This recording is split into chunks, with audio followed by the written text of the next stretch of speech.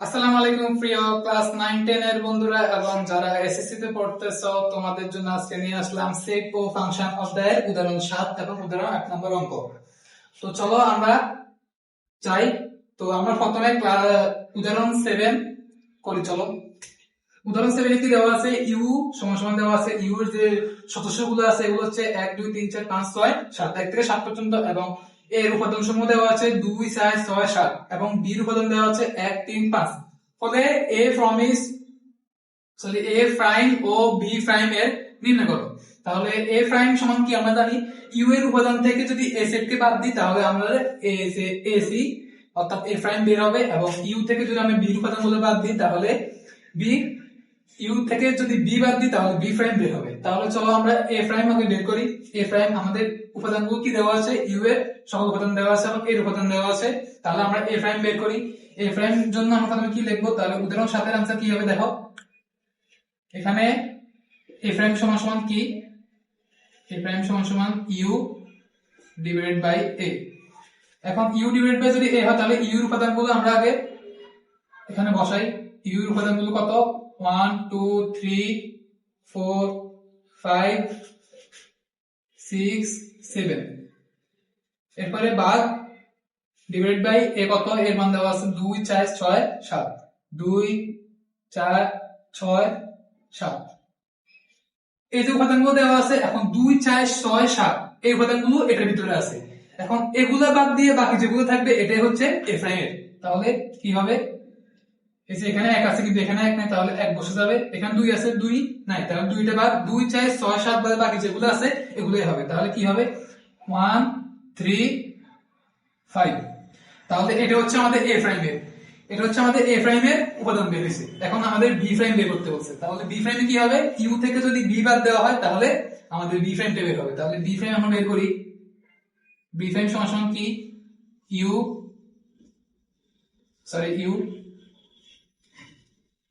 Divide by B. তাহলে you এর উপাদানগুলো আবার বসাই, 1 2 3 4 5 6 7। এটা থেকে কি বাদ হবে, এটা থেকে ভাগ হবে বি এর উপাদানগুলো। বি এর উপাদান কি কি আছে, 1 3 5। তাহলে এই যে 1 3 5 এখানেও আছে 1 3 5, বাকি আছে 2 4 6 7। তাহলে এগুলো বাকি যেগুলো হবে এগুলো হচ্ছে বি প্রাইম এর উপাদান, 2 2 4 6 7। তো আশা করি তোমরা বুঝতে পেরেছো, ইউ থেকে যদি এ বাদ হয় তাহলে আমাদের এ প্রাইম বের হবে। এখন আবার ইউ থেকে যদি বি বাদ হয় তাহলে আমাদের বি প্রাইম বের হবে। তাহলে উদাহরণ 7টা তোমরা আশা করি বুঝতে পেরেছো। এখন আমরা চলো নেক্সট অঙ্কে যাই। নেক্সট অঙ্ক কি আছে, উদাহরণ 8 এ তোমরা প্রশ্নটা পড়ো। উদাহরণ 8 এ দেওয়া আছে সি সমান সমান, সি এর উপাদান সেটগুলো কি কি, সি এর উপাদানগুলো হচ্ছে 3 4 5 এবং ডি দেওয়া আছে, ডি দেওয়া আছে 4 6 8। বলে সি ইউনিয়ন ডি নির্ণয় করো। সি ইউনিয়ন ডি মানেটা কি, ইউনিয়ন মানেটা কি, ইউনিয়ন মানে হচ্ছে এই যে উপাদানগুলো রয়েছে এই উপাদানগুলো রয়েছে, এই উপাদানগুলো একসাথে করলে যেগুলো হবে এটা হচ্ছে ইউনিয়ন। তাহলে ইউনিয়ন মানে কি, ইউনিয়ন হচ্ছে সকল উপাদানগুলোকে একসাথে মিলে যা হয় এটা হচ্ছে ইউনিয়ন। যদি একটা সংখ্যা দুইবার থাকে তাহলে দুটো থেকে একটা, এবং বাকি যে সংখ্যাটা থাকবে এটা থেকে একটা হবে। তাহলে দেখো আমাদের নির্ণয় করতে বলছে C union D. C union D কত, সি এর উপাদান কত দেওয়া আছে 3 4 5, ইউনিয়ন ডি কত দেওয়া আছে, ডি আছে 4 6 8। এখন এখানে 3 আছে কিন্তু এখানে 3 নেই, তাহলে 3 যদি নাও থাকে তাহলে 3 সহ বসবে, যেহেতু আনকমন যেটা এটা বসবে। এখানে 4 একটা আছে, এখানে 4 একটা আছে, যদি দুইটা আছে তাহলে দুটো থেকে একটা বসবে, 3 4। এখানে 5 আছে কিন্তু এখানে 5 নেই, তাহলে 5 বসতে হবে, কারণ আনকমন যেগুলো আছে এগুলো বসতে হবে, এবং বাকি যেগুলো কমন সেগুলো দুটো থেকে একটা।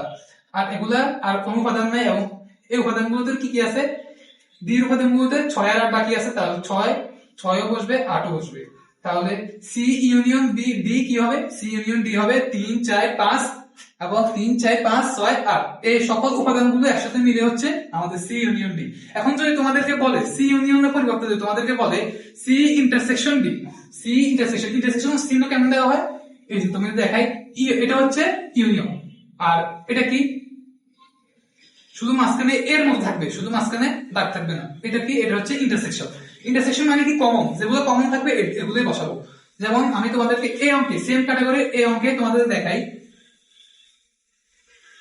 যদি আমাদেরকে প্রশ্নে এখন যদি বলে, এখানে প্রশ্নে যদি বলে সি ইন্টারসেকশন ডি কত, তাহলে আমরা এখানে ইন্টারসেকশন চিহ্ন বসাবো এবং এখানেও ইন্টারসেকশন চিহ্ন বসাবো। বসালে আমাদের কি অ্যান্সারটা হয় দেখো তোমরা, এখানে 3 আছে, এখানে 3 নেই, তাহলে 3 হবে না, 3 ভাগ। এখানে যদি এখানে 4 আছে, এখানে 4 আছে, দুইটা কমন যদি যেহেতু হয়েছে, তাহলে দুইটা থেকে একটা হবে। ঠিক আছে, এখানে 5 আছে কিন্তু এখানে 5 নাই, তাহলে এখানে 5 যেহেতু নাই, তাহলে এটা আনকমন, এটা বাদ। এখানে 6 আছে, এখানে 6 নাই, এখানে 8 আছে, এখানে 8 নাই, যেটা শুধু কমন সেটাই হবে ইন্টারসেকশন।